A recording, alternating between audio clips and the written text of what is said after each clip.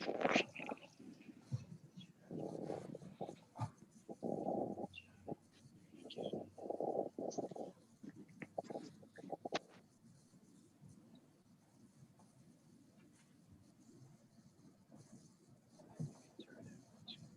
afternoon, everyone. Thank you for joining GreenCell's webinar on indoor farming and hydroponics.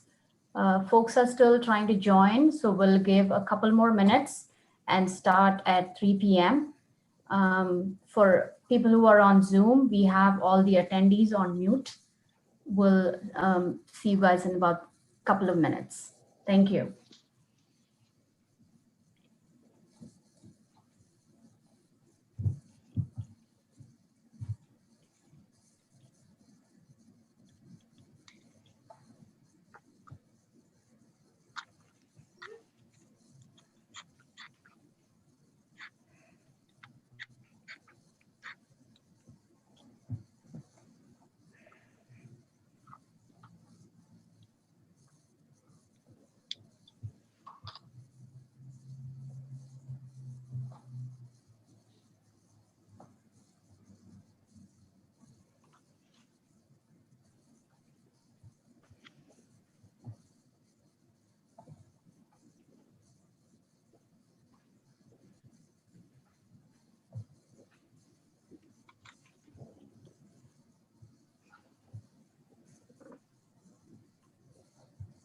Geeta, can we have a little bit sound on the video?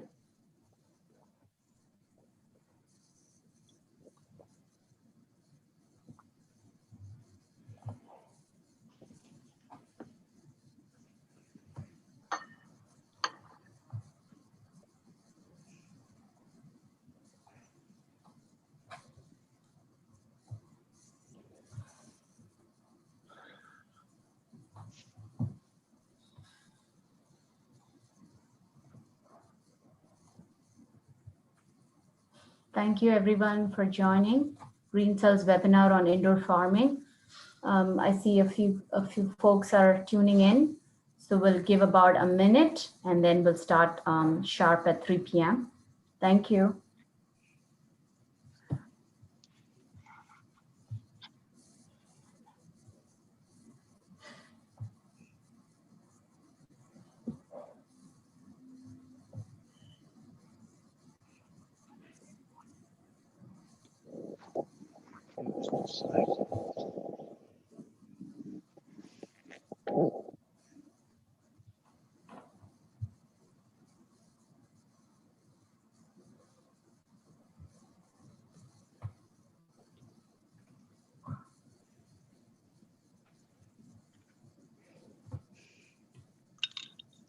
Good afternoon all, it's 3 p.m. so we'll get started. Welcome to GreenCell's webinar on indoor farming and hydroponics. GreenCell is a volunteer nonprofit organization passionate about raising awareness about environmental issues and promoting eco-friendly solutions. As a part of our effort, we run many community projects such as cleanup drives, food rescues, and recycling campaigns. Our objective is to help everyone to incorporate small and big green changes in our daily lives, which will go a very long way in reducing our negative impact on our environment and natural world. Our aim is to help everyone go green.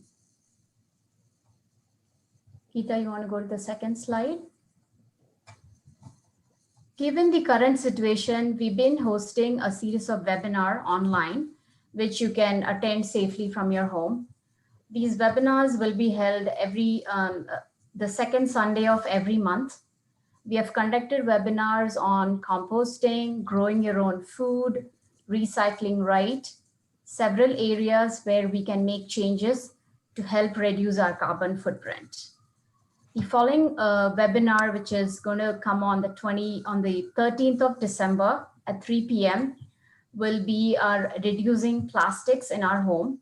Malini Akula, our presenter for our next webinar, will help us learn how we can reduce our use of plastics and make more sustainable choices. Please do mark your calendars for December 13th at 3 p.m. Eastern Standard Time. Ita, you want to go to the next slide? So now our Green Cell youth volunteers, who are also making a lot of efforts on their side, they're going to give us a little time of theirs, and Pradyun and Lavanya will share some details of their activities. Hi everyone, my name is Pradyun Chandramauli. For the past 2 months, I've been collecting glass from my neighborhood to drop off at my local recycling center. This is because glass cannot be recycled in your home recycling bin, because glass is highly contaminant, meaning it could render all the recyclings in your bin useless. The demand for glass, though, exceeds the supply. Since there is a demand for glass, yet recycling rates are one of the lowest out of any recyclable at 30%. You and I can be glass recyclers for your local community by making posts on social media and placing bins inside of your house, sorted by the 3 colors, brown, green, blue, clear, and clear white. You can take these glass personally to your local recycling center and recycle glass to make a difference. Thank you. Hi everyone, my name is Lavanya Hariharan. I'm a 12th grader at Lambert High School, and I'm also part of Green Cell Youth. And so when we first heard about Pradyun's decision to make such a big difference in his neighborhood by collecting glass for his community, we were like, that's a really good idea. And so today is actually America's Recycle Day. And we were like, this is the perfect time to spread awareness about this. And so we started a campaign promoting what Pradyun is doing, collecting glass for our community, so that we can, instead of having people throw it away at their home, we can take it for them and recycle glass. And so through this campaign, we're hoping to raise awareness about how recycling does not just happen at your curb. There are certain places where you can take them. And so even though this campaign is only lasting this week, we're hoping to extend it and help others realize that you can also take your own glass to recycling centers.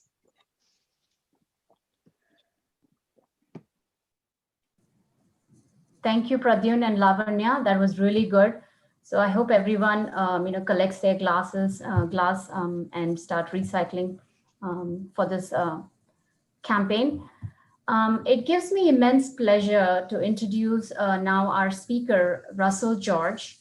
In today's webinar, Russell will talk to us about hydroponics, helping us learn how we can grow our vegetables without any soil.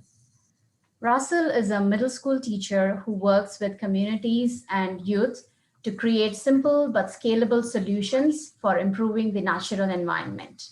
He's very passionate about learning new ways of growing food and experiments with several new novel ideas. Just before we start, I just want to go over some housekeeping rules. We have put all our attendees on mute so that we can hear Russ speak clearly. If you have any questions, thoughts to share during the presentation, please use the Zoom or YouTube chat to send us a message. Our volunteers are monitoring the chat windows and will get to all your questions so that Russell can answer them. Russell will try to answer all the questions at the end of the presentation. And if you still have any questions that we're not able to get to, you can definitely email it to us at greencellatl@gmail.com. Once again, welcome, Russell. The floor is all yours. All right, thank you very much. Can we pause the, before we go into my PowerPoint, maybe we can just, let's see. The floor is all yours. Can you guys see me right now? No. All right, so let's just start with my PowerPoint. So, all right, so as my introduction went, I'm Russ George. I'm a middle school teacher. I teach middle school in Montessori system, which is a little different than traditional school systems. We're very hands-on and we try to engage students actively in their learning as much as possible. And also, we really try hard. This quote that I started with from Dr. Montessori, we really try hard to connect students with the earth and understanding our connections to it, both our dependency on it, the fact that we all are made up of stardust, and that we are really the same substance as the earth. And so we really try to work hard to foster that connection. Next slide.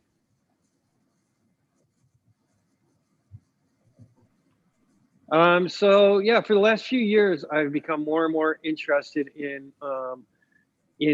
growing my own food and helping other people to learn about it. Last year, I had the chance, the really great fortune of going to this national convention or conference of farm-based educators, which was really amazing to see that there's people all over the country in both informal and formal settings that are really working hard to educate young people in particular about the natural environment and agriculture. The picture on the right is me, and the picture on the left is some people that I met that actually used to live in the same community that I live in now. And they moved to Austin, Texas, so they could buy what started off as kind of a gentleman farm. And then they developed it into a real working farm in which they could involve everybody in their neighborhood into it. So I thought that was a cool couple people to include. So before I really get started with my whole presentation, I definitely want to thank everybody that helped to make this possible, all the people at Green Cell, the young people who are helping to recycle the glass. Like, that's a great example of just some low-tech solutions to a big problem that the world has. And so, and that's my presentation is very much in that same spirit. I'm in no means an expert on botany or biology or agriculture, but it is a passion of mine. Can we go to the next slide? So I would like to think of myself as a citizen scientist. And so what that really means is just that each of us as individuals, just like we can participate in our government, we also can participate in our scientific development and scientific advances. Some of them can be, some of them we do professionally, but as individuals, we can really make a huge difference. My students participate in a statewide pollinator count each year. So they just spend 15 minutes with other people all across the state, 15 minutes on 2 different days, and they see how many pollinators they count, and to get a good, accurate read of how our pollinators are doing in the country, and then state by state. So I think that's a great example of citizen science. And so again, what I'm going to share today is really in the spirit of hoping that you too will start to become citizen scientists related to growing some food on your countertop or on your back porch or anywhere else in your house. All right, next slide. All right, so one of the things that I think is really important to think about to begin with is just where does our food come from? Can you click again? So incredibly, this is what a lot of people, when they think of fruits and vegetables, this is what they think of these days, that they actually come from the grocery store. And then not only do they come from the grocery store, but they come conveniently peeled and wrapped in plastic. Next slide. This is another place where we might think of where our food comes from, which is an industrial farm. And certainly lots of our food does come from industrial farms before it gets wrapped, peeled and wrapped in plastic and put onto the supermarket shelf. But I think it's time and it's critical that we start to move away from thinking about this as being where our food comes from. And can I have the next slide, please? And then we start to think that really this is where our food comes from. Our food is coming from a small garden. The closer it is to our table, the better. The closer it is to in our neighborhood. If we know the person who grows our food, that's wonderful, because we're really dependent on them. And it's important that we really use our food as a way of developing our connection with our community around us. Next slide, please.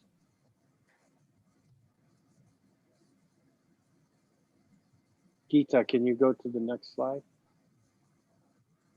Maybe it's hung up. There it is. All right.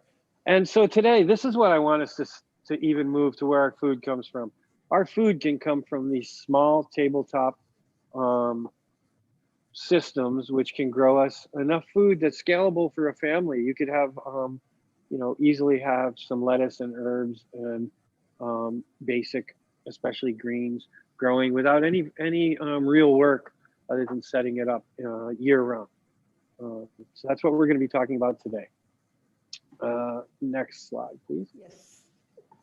It's taking a little time to come on to your computer laptop. So yeah, that's okay.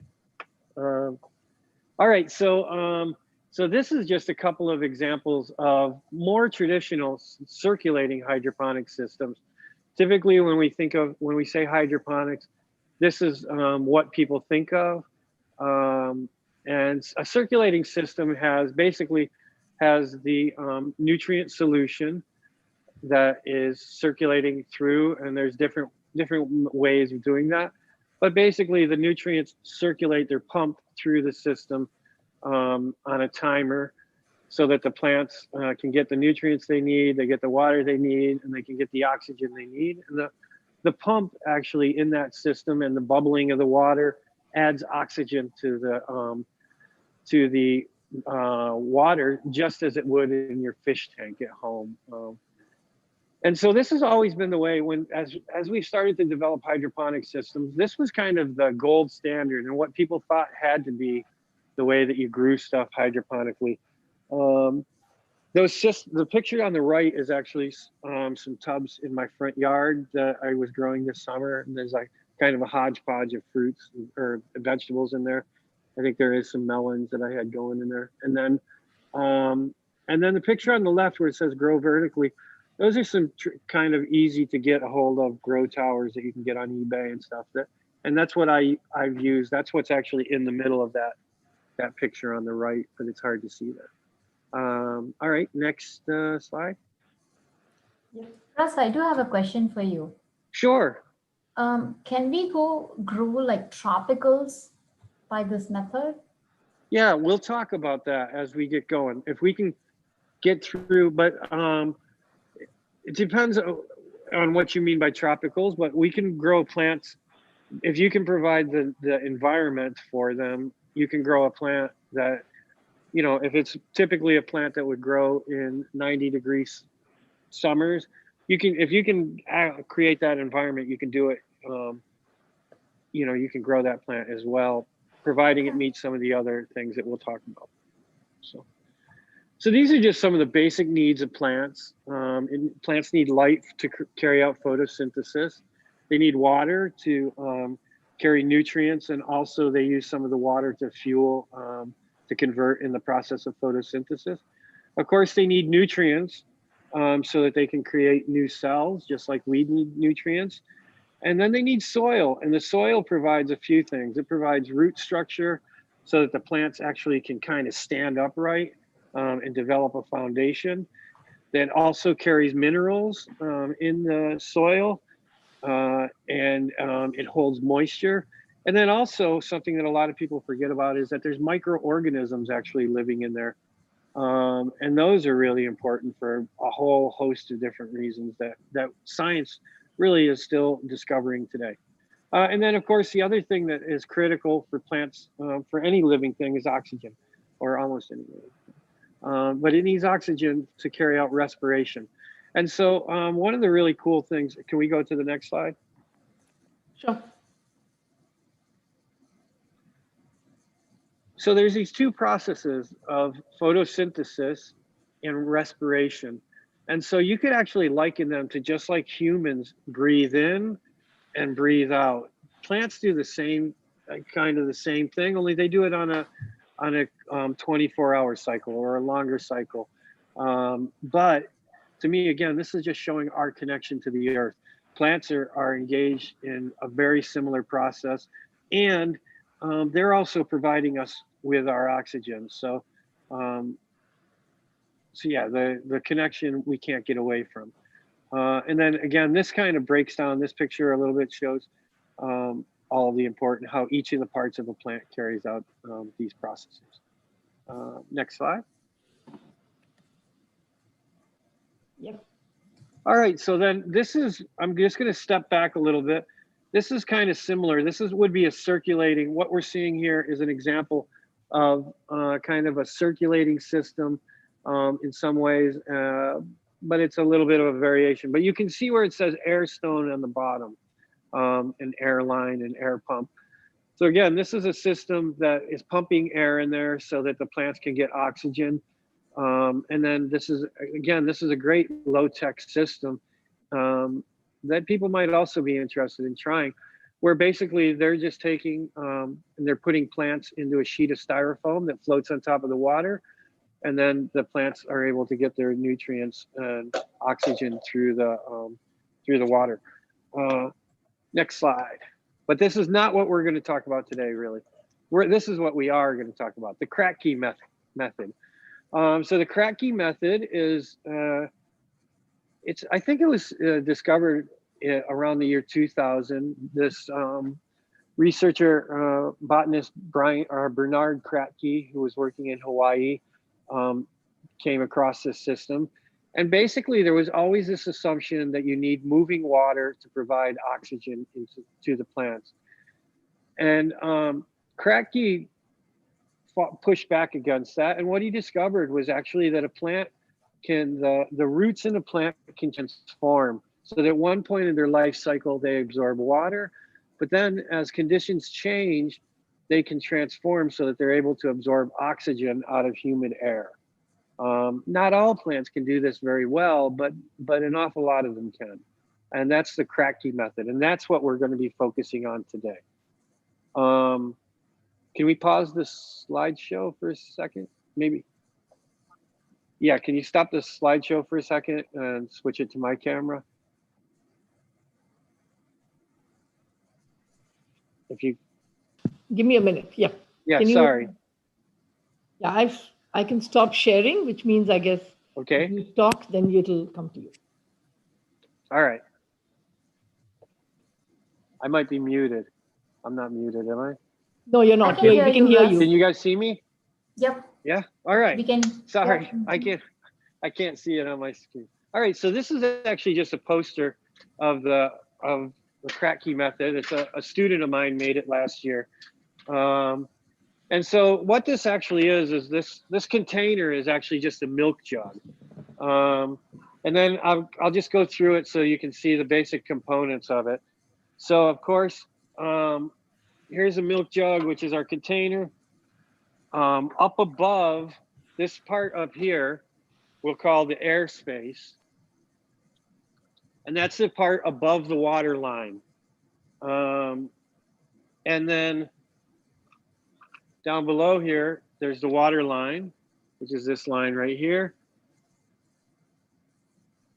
And then this up here is called the net pot. The net pots, this is one of them. And you can get them, they're, I think, about $1 each. You can get them on any place. A hydroponic store is best, or you can get them on an online place. And then the final part really is what's called root riot, or another, you can use some other substrate to grow the plants in. So root riot is just one of the most available and predictable ones. And actually this is just a chunk of, yeah, Baravi can hold it up closer. Thank you. These are just actually made of peat moss, sphagnum moss. And basically, so it feels like a brownie. And then there's just a little tiny hole in the middle of it that you can stick your plant into, or you can stick seeds into it. But they're great. They're a great trick for getting plants started. And I think they're about 15 cents each if you buy them by the bag. So again, you can get these online, but I would encourage you to find a local hydroponics store if you have one, if you're in a city that has one, so that you can help support other people that are trying to help others do this. So this is basically the basic layout for the Kratky method, and we'll come back to it again, but I just wanted you to see a little bit of how it works there. So, all right, can we go back to my PowerPoint? I'll give you a second, Geeta. Yeah, just give me a second. Yeah, Yeah, no problem. Thank you. Oh, welcome. You just let me know. Just so people know, originally I was going to try to share it and be mission control for my slideshow, but I asked Geeta if she would right at the last minute. So here we go back to this picture. It shows, so as the water drops and the nutrients get absorbed, the plant starts to be able to absorb more and more oxygen directly from the air. All right, next slide. Yep. So this is just a couple of pictures from my classroom. The one on top, that's a bunch of basil that we were growing. Our students use this. They grow basil all winter long, typically, not this winter or not this fall yet. But then they have a pesto business. So we actually have a rack that I'll show you in a minute, and they're able to grow 6 tubs of basil at a time and make a pretty good amount of pesto throughout every couple of weeks. And then the bottom picture is actually, I just lifted up so you can see some of the roots from plants underneath. And those are pretty early on roots. The roots eventually get enormous. It's insane how big they are. I think that for those of you who are fans of Stranger Things, I think the root system that grows underneath the Kratky tub is the inspiration for the upside down in Stranger Things. All right. So the convenience of this is that it's really easy to predict nutrients. The nutrients are, as we'll talk about in a minute. So to use the Kratky method, basically it's dependent on this idea of cloning, plant cloning. So cloning with a plant, you're going to actually take a cutting off of a plant and start a new identical plant to the mother plant with using that cutting. And I think people are familiar with this process, but what I discovered over the last couple of years is there's a lot more plants that are capable of this than I realized. So yeah, we'll come back around to that. But this is in this picture, it shows using they call it a rooting hormone. That's the white substance that they dip it in. And that rooting hormone, I use a brand called Rootone, but there's a whole bunch of different ones. And we use it a lot, but also sometimes we don't use it. And it's, my experience is it's about $7 or $8 for a lifetime supply of it.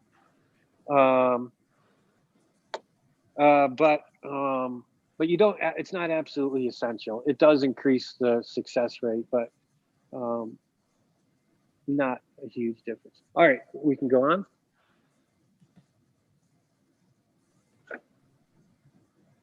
Yep. Again, this is just some examples of the picture on the right is some of my students teaching other students about how to do this. Picture on the left is on the lower left there is just some students who had done an experiment and kind of presenting to other students their research. And then the upper one with the crazy purple glow, that's just some students at our plant rack here in the garden corner of my classroom. So next slide. And this will be available. I think all of the slides, the information will be available after. This is just a chart that shows you how long some of the plants that you might think of trying to grow will take to grow and bear fruit, or to grow and get to the point where they're ready to harvest in the case of lettuce and such. And we'll talk about that because this is one of the limiting factors to what we can grow using the Kratky method. Next slide. All right, and then so this is just starting to think about some of the practical applications using the Kratky method are that you can garden all winter, even when it's bad outside. You can be growing fresh herbs in your house. You can start plants much earlier. For example, you could keep a basil plant from last year alive in your house. Then you could take cuttings off of it, or a tomato plant, and then have 20, 30, 40, 50 starts. If you want to grow a basil field, you can do it from your one mother plant to begin with. And in fact, I've been growing some of the same basil plants now for one of them for 3 years. I've got cutting. We'll take a cutting from it today. So you can save a lot of money on it. And also, like in the case of our pesto business here with my students, it allows for a consistent harvest. Just to throw it out there, I don't think a lot of people realize how important hydroponics have become to industrial farming. The vast majority of the lettuce, and especially organic lettuce that's grown in the United States and other parts of the world as well, are grown actually in shipping containers, like these big shipping containers that you see in ships or on trains. They convert those into big growing labs because they can control all the variables and eliminate pests and such, and grow fresh and tasty vegetables.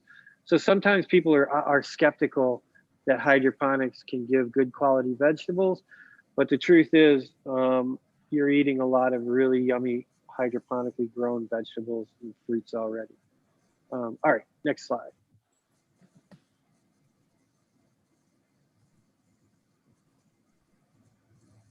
Yeah. So this is right now, I'm working with students. We're building a hoop house so that we can, in the name of citizen science, start to work with some of these experiments on a larger scale outside of our school here, and start to work more intensely year round, and using sunlight as opposed to synthetic light or LED lights, grow lights. All right, next. Yeah, so ultimately I try to grow fruits, vegetables, and herbs, but really what I'm trying to grow is curiosity. I think that it's a great thing that you can do with your family. It's a great thing you can do individually. It's a great thing to do with younger children, and really just keep asking questions. One of the things that once we start to look at what I do, one of the things that I try to do is always do some predictable things, but also I try to grow things that it may not grow and try to figure out why they didn't grow.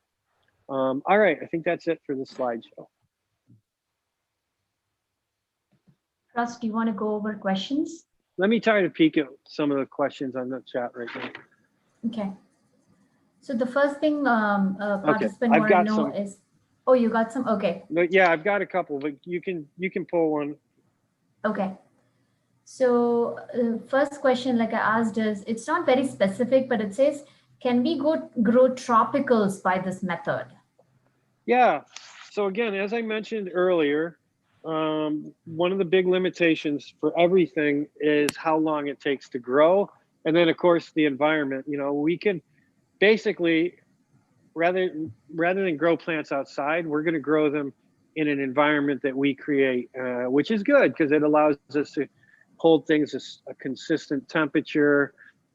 Growing stuff inside here typically has much less pests. You can still get pests inside, of course, but it's definitely much less, and they're typically much easier to treat, although they're inside when you do get them. So they're a little more of a nuisance. But so with tropicals, the thing to do is to figure out how long it has to grow. So like some tropical plants, like house plants, are very easy to grow. Something like a banana tree that would take a long time is very difficult to do. Because you run out of growing solution beforehand. So before it's ready to harvest anything. So I'll kind of come on to the demonstration part here, and then we can take some more questions once I can talk through it a little bit. Sounds good. All right.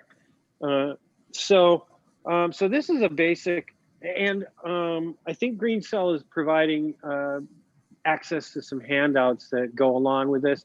So one of the handouts is actually exact exact directions to set up one of these things. So this is just like a typical Rubbermaid tote type thing that you can get at a big box store. And then we just use a 2-inch saw and cut some holes in it. And then right now, so this holds a little over 7 gallons. So I filled this up with 7 gallons of water, and there's actually about 1 inch of clearance between the lid and the water, and that's an important thing, because when I put my grow net into the top of this, the plant has to initially be able to touch, because there's no roots. It has to be in physical contact with that water so that it can take up the nutrients and oxygen from the water. And initially, our tub is filled with the water that's in it is oxygen-rich water to start with. So plants have this, they can draw on that water for a little bit until they get their root system established. I'll just run through it. So this is the net pot. And then what you need to do, since we're not going to use soil, you need to come up with another way of providing that thing, the structure for the roots. The water is going to provide the nutrients, and actually can also provide microorganisms. And so can the airspace. But we need to provide a way for the plant to actually kind of stand upright so that it can develop some roots. And so between the net pot and there's a various different ways you can do it.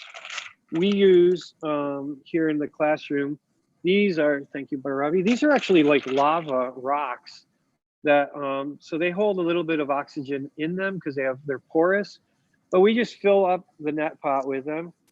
And then that will give our plant the structure to develop its root system and to kind of grow out so the roots expand and get a wide base. So that's our net pot. And so what I'll do with that, I'm just going to take a knife. And anytime you're working with any living organism, it's important, like this is a clean blade that I just put in here. But typically you should clean it with alcohol peroxide just to make sure you're not contaminating it when you go from one plant to another plant, so that you're not passing disease, just as you wouldn't want to use a dirty utensil or with humans. You don't want to with plants either. So all I'm going to do though is I'm just going to take a little bit of a slice off of this. And this is a type of fennel called bronze fennel. Ravi can show you that.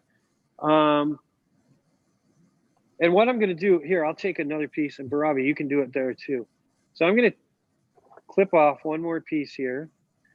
And then so you can see, what I'm going to do is I'm going to peel off the bottom set of leaves or where the bottom growth is.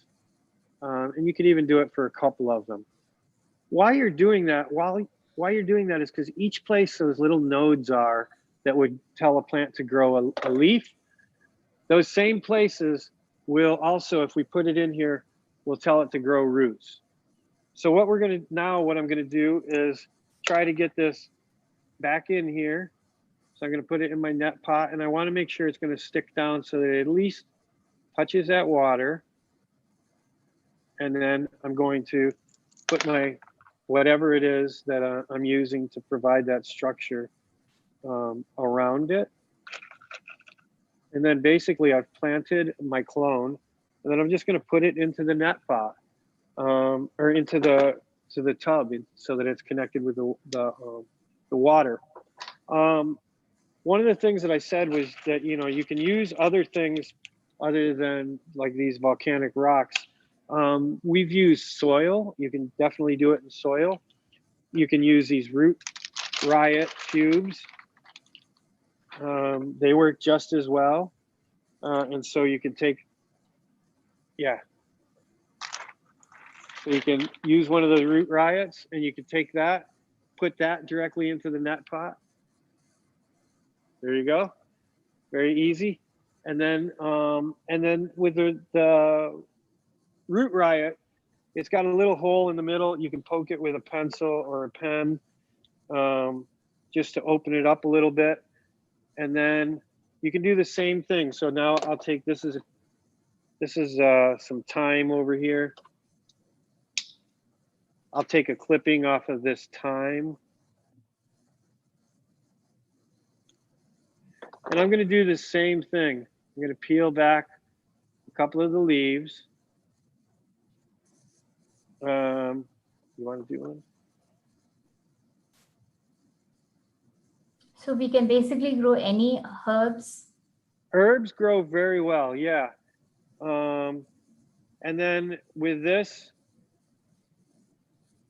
I actually, because it's a stalk that I'm trying to get in there and it's not a very tough one, I tore it a little bit, and that doesn't matter. Oh, and you know what I'll do? I'll also, with this one, we can try a little bit of the rooting hormone. So this is called Rootone. And seriously, I've still got half a bottle, and I think it's my wife's, and I think she bought it at least 10 years ago. So I'm gonna, and I use it a lot. So I'm gonna dip this in there just to coat it a little bit, and then I'll stick that into the Root Riot cube, and then just kind of close it up. Stick that into my net pot, and then I will set that into there. So now that's in contact with the water, and so this is planted and good to go. Would you have to do anything different for cilantro, Russ? Because one of the participants was asking, Abhay was asking, he had no luck with it. So would you have to do anything different? I was able to grow, so I've had a hard time growing cilantro in soil, but I was able to grow it in one of these grow systems to begin with. In fact, the way I got interested in this was somebody gave me a mason jar that had one of these net pots in the top of it, and some nutrients, and I grew cilantro. And then I tried to add more water in, and when I added more water in, I don't know if anybody can guess what happened. I can't hear you if you could. Barabi, you know what happened? So what happened was, she said no. What happened was I drowned the plants. So just like humans transform and grow and develop from infancy to adulthood, when a plant is in the system, and as it uses up the water and goes down and down and down, and the airspace grows, and the plants get used to taking in oxygen through these roots, if you add water and bring it back up, you'll actually kill the plant. So you'll drown it, because it can't breathe. Yeah. So it's, and I think I didn't know that. So like on this little mason jar that I had, they didn't tell me that. I thought I could keep growing them indefinitely, but you can't. So that brings us to one of our big limitations, which is just something to keep in mind. I think it's something you can easily work around. So what you have to do is you have to choose, and after a few trials, you'll figure it out. You have to match up your container size to the plant that you're trying to grow. So for example, a container this size, that's a little over 7 gallons, it can grow about 2 tomato plants to full maturity with tomatoes, using a thing this big. The nutrients and the water are pretty, it's a pretty good match. The other thing that people do is they do this exact same setup, just like this, only using a 5-gallon bucket. And that works very well for tomato plants, for some bigger plants that you want to grow and bear fruit over an extended period. Strawberries work really well with this method. But again, you want them to, and some strawberries you can get to actually fruit a couple of times. So once you set this up, and this is for somebody like me, once you set it up, it's a good system, because you set it up, you get it started, and then you just leave it and come back and take stuff, take clippings, basil that you can use or whatever you're growing. But there's not a lot of maintenance to be done once you get going on it. Do we need to keep changing the water? You Once in never a change while? the water. You never Okay. change the water. So, so what you're going to do though, the one thing that we haven't talked about. So before we got started today, and I put, we've talked about soil, and instead of soil, we're going to use these rocks or something like it in a net pot. We've talked about water, obviously. This tub is filled with water. I don't know if you can see it, but you can see it's, maybe you can see it's dripping from, because the plants are touching. So, and then the other thing that's in that water is, and it's one thing that's important when you start, that you start with room temperature water and not warm water. You could kind of boil your plants. But then the other thing that's in here, because this is 7 gallons, there's about 5 tablespoons of this particular, this is what I use, which is Maxi Grow. There's countless other things you can use. Again, this is one of those areas where I think you can experiment with. Maxi Grow, for me, it works well, it dissolves, it doesn't leave a lot of salts in your tub. So to me, it seems like the plants like it because they're taking all of it up. And it's pretty affordable. Again, you can get this online, or you can get it at a local hydroponics place. But so there's Maxi Grow. Maxi Grow is actually, it's a 10, 5, 14 fertilizer. So if you know what that means, that's the amounts of nutrients that are in it. And then, but also you can actually use just something like a standard Miracle Grow if you want to just get something that's available at a local hardware store, or you know, very easily accessible. This is 24/8/16 for the nutrient levels. So that, and that's one of the things, that's the amounts of nitrogen, potassium that it has in it. And some of it, like I'm looking, the Maxi Grow also has calcium and magnesium. So again, this is more of a preference type thing, but you need to put some sort of nutrients into the Kratky, into the tub for the Kratky system. So different zones make a difference, Russ? Do what? The zone, Like, where you live? Yeah. No, well, so typically, I would say yes and no. So can you just turn the camera a little bit? So this is how we can grow here in my classroom, because we have this system. We don't have light inside our classroom, but we do have this this light tower, you know, which is just this was $100 rack, and then these are some LED grow lights. And again, I know somebody had asked about this. When you go online, there's so much information about lights and about nutrients and about different hydroponic systems that for me, it was very overwhelming and paralyzing. Again, thinking about ourselves as citizen scientists, you're going to learn more if you do something. When you don't do anything, you don't learn anything. So these lights, these were $50 on Amazon. Yeah, this was $100 from, you know, one of the local hardware, big hardware stores. And so again, this allows us to grow things year round that we wouldn't otherwise be able to. So we can grow basil inside. So my point is that it doesn't matter if we're growing inside what our growing zone is. So we could grow, you know, and anything if we can provide the right climate for that, as far as temperature and light sources. That's perfect, because you answered 2 of our questions. One was the zone, and also somebody had asked about growing lights. So that's great that you covered both of them. Yeah. Because, yeah, that's awesome. Good. Yep. Do you have more to show us? Well, a little bit more. And or do you want to go continue with questions. questions? This is actually, this is kind of a pet basil plant that I had. And this, again, this is a cutting from that grew in here 2 years ago. And then I cut it, and I've been growing cuttings of it at home. But it's, you know, again, this has been a great plant. And this plant will, if you put it in here very quickly, within a month, it's pretty bushy, like the picture that I showed you earlier. I'm just on the webcam. Oh yeah, so that's what my next thing. So I want to show you so this is the kind of on a bigger scale, but what you can do on a much smaller scale is, and again, Green Cell really is trying to help us to think about recycling, repurposing things, reducing our waste. So this is, this is still, when we're all done with it, this is still something that we can recycle, but we can reuse it first. So what you can do is just with a milk jug, and they work really well because you just take and cut around, kind of around right where the neck goes into the milk bottle.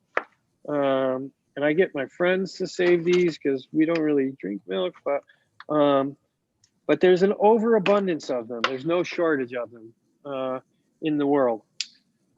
So I just cut that, trim that piece off. And then coincidentally now, it's the same size as a net pot. So a net pot will fit in there perfectly.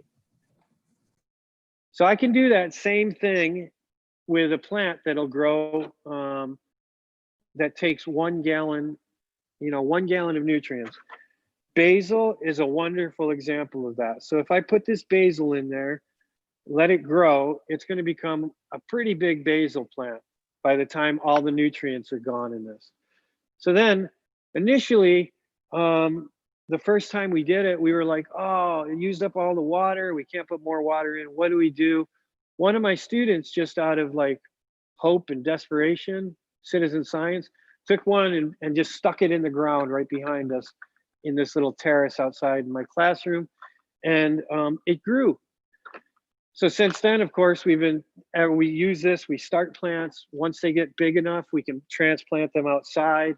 And so just because you can't grow it on your countertop anymore doesn't mean it's the end of the road. You can take a clipping off it, start over again in the same milk jug, in another milk jug, or you can just plant the plant and let it go, or you can chop it all up and make a lot of pesto. So one other thing that I want to just call to mind is that this is a 2-inch net pot, but it doesn't have to be. You can use a whole bunch of things. This is like a little apple juice container that I found in our class recycling. You can just kind of trim this off, take off the cap, and then, and you might want to cut that a little bit different, but you can do the exact same thing using that instead of a net pot. Something else that works really excellently is these things. I love coffee. Oops, sorry. I love coffee, but these things kind of drive me nuts because every cup of coffee creates one of these, which to me is insane. But what you can do is actually you can take this, you can put some slits in the bottom of it. And again, you want to make sure the slits are big enough so that the roots can get through it. So you want to actually cut a little piece out of it. And it doesn't have to, the plants aren't going to care whether it looks good or not. Just don't cut yourself. And so I just cut a couple of little things so that the plant roots can get through. And I'd probably do, before I put it in, I'd probably do that 3 or 4 more times.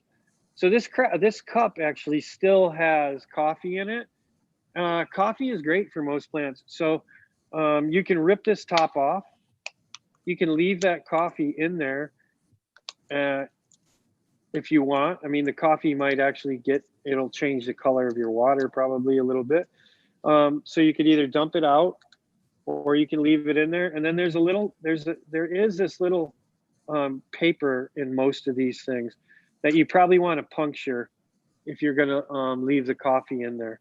So, but again, this is a free net pot, fits in there perfectly, and it's big enough to grow just about any plant you might want to grow. If you wanted to grow, say, a big tomato that you were going to put in a 5-gallon bucket, you could use like a yogurt container or something a little bit bigger. Even again, this is one of the things that drives me crazy. These little disposable plastic cups, because they're so hard. They're not going to break down for a long time. I think there are 6, it looks like. But you can drill holes in the bottom of that, and you could use this again for a big net pot. So I encourage you These are to think great about. options. You Yeah, kind of that's killed two birds, right? You're yeah. showing us what you can use instead of going buying something, reuse that we already have at home.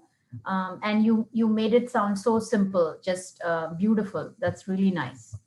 Yeah, and with the handout, because I know I've kind of covered a bunch, but it's really, really simple. And again, if you can grow a plant in dirt, you can do it this way.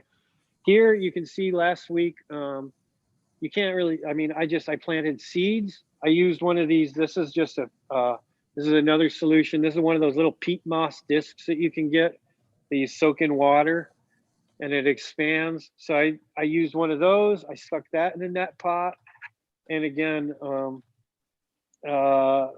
you can plant a seedling in there, and I think seedlings pretty much always work fine. That's been my experience.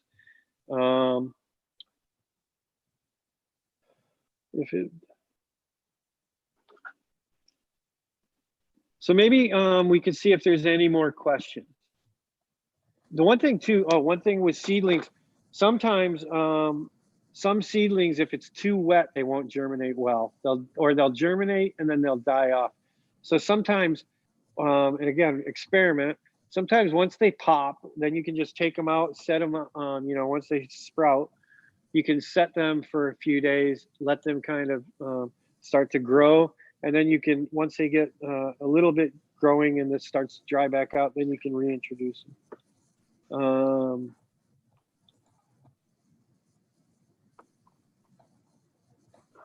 Yeah, so if the water gets used up completely, then you just, you can move it. You just either chop it up and use it, or take cuttings and regrow it, or transplant it outdoors. So again, this is one of the things with our hoop house that we're hoping to do this year, is to have a lot of plants that we can have a plant sale, and have started enough clones that we can also grow them, like supply all of our own starter plants for our garden, using either plants that we've already have from years past or plants that we can access from around us. Cool thing you can do is you don't actually have to buy a basil plant. You can convince your neighbor to let you cut a 2-inch piece off of it and have basil for the rest of your life. Or you can, well, yeah. One of my friends who's a gardening enthusiast just takes cuttings, pinches them off when she sees them around. So, yeah, propagating, which again, just to bring, so this is kind of a concept to work with. I just wanted to share a couple of books that I've been using that are really helpful. This is the Southern Living Garden book. That's got tons of good information, not just about hydroponics, but about propagation, really deep about different plants from our region. Although there's probably people, maybe there's a Northern Living Garden book. This book is from the American Horticultural Institute or Society, and it's specifically about propagation. And so this is a really good book because it'll help you to figure out which plants, or to clue in on which plants will work best using this method, and so some plants to propagate, you might want to take a leaf from something, get it started, and then try to introduce it into a Kratky tub if you wanted. And then the one other book that I have, which is called Mini Farming, Self-Sufficiency on a Quarter Acre. And this is just, to me, it's really amazing to see that people are actually homesteading on a tiny quarter acre or less land. And even some people are commercially growing. A lot of urban gardeners are actually making a living on a market garden using a quarter acre of land. So when we think about this, we don't need to have 5 acres of land to be able to grow enough food for our family. We can do it, in my neighborhood, in Clarkston, a lot of families have moved here from around the world, and they're subsistence farmers for years. So they do it on their porch of their apartment building, and using methods like this, they're growing huge amounts of food. It can allow you to grow food that you can't get in local markets here. Living in Atlanta area, there's a lot of access to stuff. But when I was in rural South Carolina, if I wanted to get even kale was kind of hard to come by, so Russ, so that's our go ahead. no. So this is just a peat pot that expanded. So then you can use this. You can just stuff this in there, just like you would your root riot or that other thing, and then this stuff or even the coffee. Again, this system to me is awesome because it's pretty forgiving. I work with 13 and 14-year-olds who are doing it with huge success. All right, Nice. other questions? So yeah, our participants are very excited and they have a bunch of questions. So at this point, I would say if someone wants to unmute yourself and ask a question, I would say please do so. Hi, Russell, this is Vidya. I've shared a picture. I have two questions about tomato. Taking cuttings from tomatoes and putting them in a hydroponic solution. Is it possible? Yeah. Yes, I do it a lot at home. Because it is now end of the season and we had the last crop of tomatoes, last fruits of tomatoes. Can I take a cuttings from the top of the plant? Yeah, you want to make sure that there's two, with tomatoes, there's indeterminate and determinate. The determinate have their lifespan, so once they go through a season, they die and there's nothing you can do. You might be able to keep the plant alive, but they won't fruit again. But indeterminate varieties, yeah, as it comes to the end, you can take some clippings off of them and you can grow from those. And again, the reality is you really, like, if you want to grow a yard full of tomatoes, maybe you need 1 or 2 plants at the beginning of the season. Yes. But the good thing is from your question, is you can take that clipping now, start, even if you keep one alive until, let's say, February, and then, well, I don't know what part of the country you are, but here, if you kept it alive until February, then took some clippings, so you had some more started ones, then you would be good to go come next gardening season. April, you could stick them outside and have a bunch of your same favorite tomatoes that you had from this year. Even if they're hybrid? Yeah, I think so. Okay, thank you. Yeah. Can you? Vidya, do you want to ask your question? Sorry. Can you grow tomato in a 1 gallon jug? Tomato in a 1 gallon, I think it'll grow, but then it'll run out of nutrients before it fruits. But you could grow it. But if you want to just take the clippings, so in a succession form, can you basically just grow it in a gallon of water and then take the cuttings and start the new mother plant that you can keep doing, right? Yes, you can. Okay, thanks. The thing is if you wanted to say I was growing them in this gallon and then it used up all the nutrients.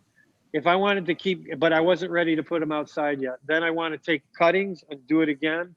I don't want to just try to start with that same plant again, right? We don't want to add more nutrients in there or more water because that'll kill the plant. But if you take cuttings, do the process again, you're good to go. Other questions? Yeah. Hi, Russell. This is Vidya. I've shared a picture. Can you please take a look at it? Like earlier, you were talking about the plant drowning in the water. Remember? Yeah, let me see here. Go back up. She said she shared a picture. With you? Yeah, let me see. We're trying. It looks like it's saying we need permission from you, I think. Maybe not. Is there another question while we're doing this one? And then Baravi can, we can't access the picture. Do you want to describe the picture? It is a root cutting of a tropical plant. I got the roots in it. I also shared the general chart. Baravi, if you can look it up.